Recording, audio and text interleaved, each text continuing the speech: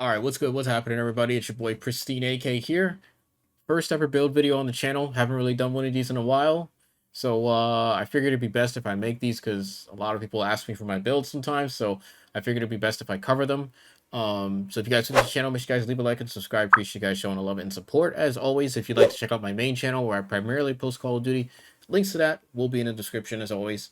So quick little guide, I guess, for this video. These are primarily the builds that I use for endgame content.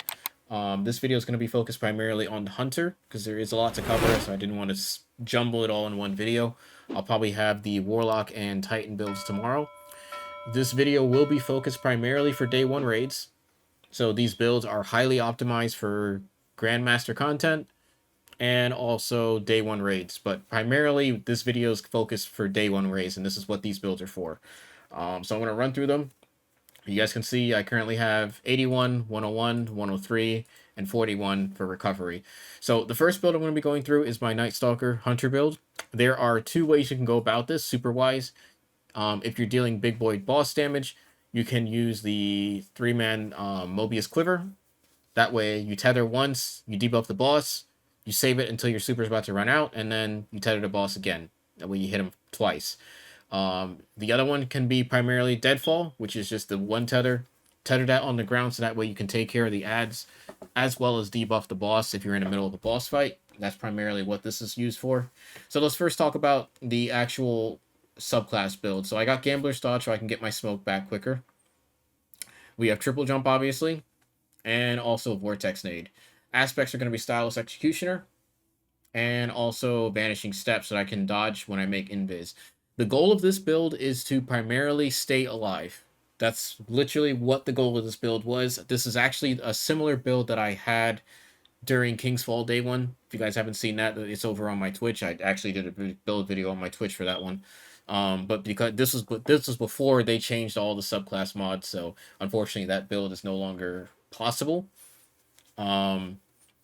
But first, let me talk about the actual Night Stalker class. So, fragments I have are a little bit questionable. Some people will probably not use these, but these is just primarily for build reasons and numbers reasons. So, I got Finishers grant invisibility. That's very, very important. Echo of Reprisal. Final blows when surrounded combatants gives you super energy. Very important. I got Echo of Remnants for longer grenade duration. And also, picking up a Void Breach or an Orb of Power grants Devour, which is very helpful here. It does tank my recovery a little bit, but we don't have to worry about that. I'm going to tell you why. So now you know the subclass build. Let's talk about the actual armor pieces. So Graviton Forfeit. This exotic does a lot that people don't necessarily realize. So I'm going to talk about what it actually does. So what this thing does, right? It tells you increased duration of invisibility effects. While you're invisible, your melee recharges faster, your weapons reload faster, and your recovery is greatly increased. I hate this description because this doesn't tell you enough. What this exotic does, every time you go invis, these numbers go up to 100. So let's say you go invis, right? Right now I have 41 recovery. When I go invis, this number is scaled up to 100. So in reality, what my build is 81, 101, 100, 103, and 20. And I think strength goes up slightly as well. So that's why my recovery is so low, because this exotic is compensating for it. Every time you go invis, this thing will bump up your recovery to 100. So now you see why I say the goal of this build is to stay alive, because it is almost impossible to die with this build, as long as you're using it properly. So I got that here. Obviously, we got Deep Explorer Grasp for the Artifice Armor, more Artifice Armor, Artifice Armor, and Artifice Armor. Let's talk about the mod pieces here. We got recovery, so I can get those. Obviously, I'm not really going to talk about these mods because those aren't really important. Dynamo, using ability near your targets, gives you super energy, which is very helpful. Heavy Ammo Finder and Heavy Scout, kind of a no-brainer. You know, you need the heavy ammo drops, so those are going to be very useful. Fastball is not needed. I kind of just have it there just to have it. If you can, I would try to fit in bolstering detonation. That'd probably be your better option, but unfortunately, there's no room here, and I'm not sure if I really want to sacrifice any of these. Momentum transfer, causing grenade, gives you reduced melee cooldown, very useful for the smoke bombs. Like I said, if you want to swap that out for bolstering detonation, you can. I just didn't have enough energy for it, so that's why it's not in this specific build. Moving on for the chest plate, I've got Concussive Dampener. It's going to be a lot of splash damage in these fights, so you want to make sure you have this on. Void Damage Resistance. You're going to be fighting Hive. I believe they only shoot. I believe they only shoot Solar, and I believe they shoot Arc and Void. I don't think anyone shoots Solar in there. And some of the melee adds deal arc damage. So you'll want Void Resistance and probably Arc Resistance on here. That would probably be my go-to. I may even just take off Void entirely and put Arc on, because most of the items, most of the ads are shooting Arc at you. Like the High Boomer Knights are Arc. So you want to have, I would probably just swap this for Arc, actually. I might as well do that now before I forget. And like I said, Concussive Dampener as well.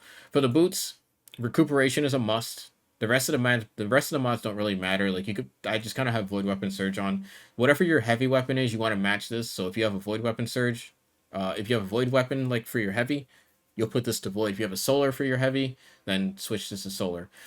Insulation reduces class ability every time you pick up an orb, very useful. And like I said, Recuperation is a must. This is just a no-brainer. You should have this on. For your class item, we have Time Dilation. Decaying Armor Charge has longer duration. Distribution reduces all ability cooldowns when using your class ability, so my dodge is going to give me more energy, which is great. And Bomber reduces grenade cooldown when using class abilities. So all in all, like I said, this class is all about ability uptime and also staying alive. That's primarily what this build is for. I can confidently say I'm very likely going to be using this build throughout the entire day one raid. But there are other builds that I have specific situations for, and we're going to go through those now. So the next build I have is my sort of kind of hybrid build, I guess you would say. This one's kind of the Lucky Pants build that everybody probably knows good and well about. This is probably, I'm only ever probably going to use this build once, and that's the first encounter in Crota's End with the thrall that are constantly chasing you. You have to run through the dark room and the lanterns. I forgot what the encounter's called, but that's primarily what this build is going to be for. So I know I have this on Kinetic Weapon Surge. I'd probably swap this over to Sunshot and then change these to Solar Surges. This one is primarily for boss damage, major damage, and ad clear. Now, the reason why I say boss damage is because there's a bug right now if you use this setup with the Malfeasance and you have Overload Hand Cannon on. This causes some really weird damage numbers. All right, so that's primarily what this build is for. Like, if I run out of ammo, swap to this, and then swap to this build mid-fight, and then just deal ridiculous damage with the illegally modded holster, because this does some crazy damage numbers right now. There's a chance it might get delayed before day one, so I'm not really holding my breath on that. If it does happen, whatever, nothing you can really do about it. But once again, you guys see the stat numbers there. A decent balance between all the numbers. 60 recuv, 103 resilience. Just saying right now, you don't have to have the same numbers I have for these stat numbers, but I will say your recovery needs to be as high as possible if you're not using the Graviton build, and your resilience needs to be at 100 no matter what. Okay, I can't stress that enough. This needs to be at 100. And for this build, like I said, we got Kinetic Siphon. If you're using the Sunshot build, you just switch this over to Solar Siphon and then Dynamo for the ability. Same goes here. We got Grenade ability and also Powered Melees create Final Orbs. That's Powered Melee is going to be with this thing, Knife Trick. So that way I get Orb Generation with this. So this one's primarily Orb Generation, Big Boy Boss Damage, and Ad Clear. That's primarily what this build is for. And I'll just kind of go through it in case you guys want to copy the build. Like I said, here's the gauntlets, Fastball Impact Induction, Void Damage Resistance. Like I said, it's Crota's End, so I'll probably change this over to Arc. And then maybe leave on Solar as well, since there is a bit of Solar damage there. Kinetic Surges, like I said, if you're using the Sunshot, switch this over to Solar. But if you're using Malfeasance, keep this at Kinetic. And your class item, Powerful Attraction. Pick up any orbs that are nearby. This is really useful. We got Bomber. You don't need Bomber. I just kind of have this there, but very useful as well. And Time Dilation. Time Dilation is pretty much required on almost every single build, so just giving you the heads up on that. And then, obviously, to get to these numbers, use whatever general armor mods that you need for your build. So that will be entirely up to you. For the aspects, we have Knock 'em Down. Get faster reload speed when you use this thing. Pretty nice. Solar Supers are enhanced. And Blade Rod launches more projectiles. So pretty nice. And on your mark, Precision Final Blows basically give you better weapon handling and reload speed, so really nice there. Got healing grenade. You don't really need to use any lethal grenades here. Healing grenades more than enough to get the job done. Like I said, a lot of people focus on damage builds for day one. You need like that's just wrong thinking in my opinion. You need to be focusing on survivability builds. They're they should be your primary focus, and then you start specking into damage once your survivability is taken care of. Once again, Night Trick, Triple Jump, and Marksman Dodge as well. We got Empyrean, Searing, Torches, Mercy, and Singeing for the fragments. So that's the solar build. Just a heads up, that's the Lucky Pants build. And this is, like I said, primarily for boss damage and ad clear. So I'll probably be using this on the first encounter with a Sunshot. That'll probably be what I use this for primarily. Moving on to the next build. I do have a Liar's Handshake build, but I don't think I'm going to be using it, primarily because we really don't want to be getting up close and personal with these ads, because they will absolutely ruin your day. So I'd probably just not use that altogether. This build, I'm not entirely sure if I'm going to touch it. I'm kind of indifferent about it. In case you guys aren't aware, this is the build that I used for my solo flawless dungeon. This is essentially a arc melee build. This thing is a orb generating monster. I can't stress that enough. You can literally just spam this thing, melee ads, and then get your super back like pretty quickly. But like I said, I'm not really gonna run through this build because you really should not be up close and personal with ads on a day one raid. It's not a viable option. If you want, you could swap this out with some of your other builds, like the Graviton build for invincibility every time you finish somebody. But like I said, I just don't see myself using this at all. I've never used Arc Hunter in a day one raid, and I don't think I ever will. It's too risky using this build. It can work, but because the ads are so tough, they're so tanky, you're not going to be able to one-shot ads enough to get use out of this build. So that's why we're not really going to go through it. But if you like it, I'll leave a dim link to that if you still want to use it anyway. And the next and final build is going to be my Strand build. I actually have to change a few things on this because it is slightly outdated, and I think it's missing a few mods from last season, but I'll still go through it regardless. This Strand build is mostly for ad control, controlling any big things that show up. Like, for example, a champion shows up, you don't have a champ mod to stun it, or maybe your teammates are too far away to help you out. That's what this build is for. This is for locking down ads in a certain area. You need a breather, you need a second to cool down to just kind of reload your guns, take care of a group of ads, or just kill a very important target in a day one raid and you don't have control or you're missing shots. This is what this build is for. This has very high ability uptime. The goal of this build is to suspend everything. That is the goal of this build. So we're going to be sticking with 6 Coyote here to get our second dodge charge. And we'll talk about the build first. We got Gambler's Dodge, Triple Jump, Threaded Spike, and also Shackle Grenade. Shackle Grenade is going to suspend everything, so that's precisely why you need this.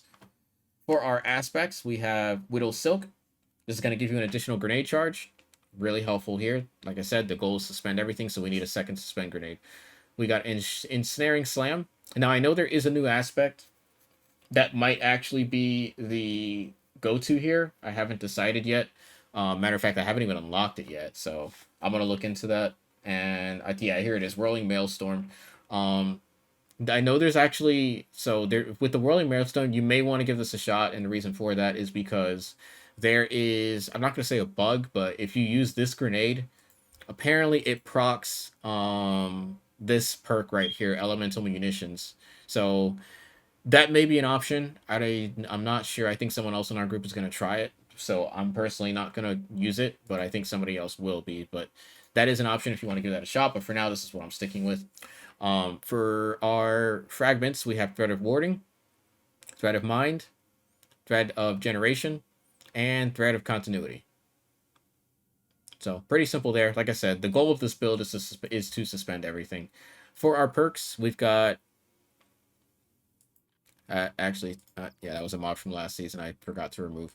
So for this one, we've got the heavy ammo mods. So you got heavy ammo finder, heavy ammo scout. I'll probably throw in something else here, like a siphon mod, just because I have the room for it, so I might as well. But like I said, just use whatever general armor mod you need. This area does the helmet. You don't really need to worry about too much here. You could probably get away with just using anything differently. Like I might even use Quicksilver with this build, so I'll throw on a Strand Siphon. Entirely up to you, of course. For our gauntlets, we've got Strand Loader, because I think I was using Quicksilver with this build. And I've got Firepower. And if you want, you can take off Strand Loader, jeez, and swap it out with something like Bolstering Detonation, gain class ability energy when you cause damage with a grenade. Entirely up to you. Or you could also do Momentum Transfer. That's another good option. I may actually go with one of these over the Strand Loader. But otherwise, it's entirely up to you just because of the fact that you are using a Shackle Grenade, so just bear that in mind.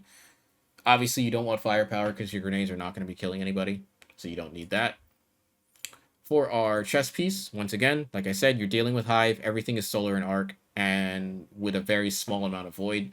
So I would probably just have something like this. I may actually, yeah, we're going to double up on arc, actually. And then you could have solar resistance. That's another great option. I don't think I'm going to use concussive dampener because, like I said, you're going to be suspending everything that's going to be dealing big damage to you, with the exception of the boss. So you don't really have to worry about that. For the boots, like I said, recuperation is a must. Better already is not needed. You could probably swap this out for a siphon mod. So, like, if I have hot head on, I'd probably throw arc weapon surge. Innervation, very helpful, reduces grenade cooldown when you pick up an orb. Like I said, your goal of this build is to get your grenade back up and also your dodge back up. So you have your dodge ability, so that way you can suspend stuff as well. We got time dilation here, really useful. I don't think we need 2. I'm actually not sure why I'm using 2. I'd probably swap this out for like Reaper. That would probably be my go-to. Yeah, we'll definitely put Reaper on that. And yeah, that's about it for this build. Like I said, I will leave dim links to all of these. In my next video, I will cover the Warlock builds, even though I'm not running Warlock for day 1, as very likely, because I think we have 3 or 4 Warlocks, and that's just too many. But I'll still cover it for anyone that's looking to jump into day 1 raid. Now, I will briefly touch on some of the weapons I'm going to be using for day 1, because I know a lot of people are probably going to be asking me, you know, what weapons are you going to use? What weapons are the best? What's the best meta? What's the damage meta? Like, all this stuff. All right, so the first encounter, obviously, is going to be the Thrall Room, where you have to run to the lanterns. There's probably going to be a couple knights in there as well. So what I think I'm going to very likely be doing for the first encounter, like I mentioned, you guys remember I was talking about the Sunshot build. So first encounter, I'm very likely going to be using that Sunshot build. So I'd run this build here, and then I'll have the Sunshot. I don't have it on this character right now, but, you know, Sunshot here. Probably a grenade launcher, a blinding grenade launcher here, or a fusion rifle that freezes stuff. That would probably be my go-to. Maybe the Riptide. We'll see. And from there, yeah, we'll just see what happens with that. Second counter is very likely going to be the bridge encounter. Oh, and I forgot to mention heavy weapons. Probably Commemoration. There's no bosses in there, so Commemoration's more than enough to get the job done. If there's a lot of knights, like big boy knights, I know there's probably going to be a couple ogres in there once you get to the top. Probably have something like a grenade launcher, but I think there's going to be a few other people in our group running launchers, so we wouldn't have to worry about that. The ad clear is going to be flawless on my team, so I'm not worried about that. Moving on, the second encounter is going to be the bridge encounter. That's probably going to be a linear encounter, a lot of linear fusion rifles. So what I do is I probably run something like Cataclysmic or even Briar's Contempt, depending on preference here. Very likely going to stick with Cataclysmic, though. You can't go wrong with Cataclysmic. This thing is just continuing to be one of the best guns in the game. I'd probably run something else like maybe a Scout or an SMG, depending on like just encounter wise. I may even just stick with Sunshot. Like I said, it's really just gonna come down to when we actually get to the encounter. I can kind of decide what to use there. Like if I need ad clear, I'd probably go with the Sunshot build, or even an SMG Void build, and then swap over to my Invis build that I mentioned earlier. So if there's just a lot of stuff shooting at me, I need time to go invisible and just kind of catch up on things. I'd probably have something like the sniper build. So what we could do is we could have an Izanagi set up. I'll transfer my Izzy real quick. You could have the Izzy on, so that way you could deal with the knights, because the encounter does have a knight that comes down the stairs. He's usually a yellow bar. You'll have to kill him to like get a sword and then go across the bridge. So I'd probably have something like this with possibly an SMG, a Void SMG, because it is a Void build, or even a hand cannon. Entirely up to you, of course. And then the heavy weapon would probably be something like a linear or Commemoration. I don't really see myself using anything else. Rockets just are kind of niche here. for the bridge encounter. I just don't think it's needed at all. So we get past the bridge encounter, you know, we get to the Shrieker. We're probably gonna need big boy damage, so this is now where I would whip out the, you guessed it, Hothead. Tracking's on because my aim sucks, and Demolition has got nerfed on the Warlock. I think that's why I switched to this. So I probably have a Hothead here. I got Clown Cartridge to go with it. Have this. One person in our group is going to have Galley, so I don't have to worry about that.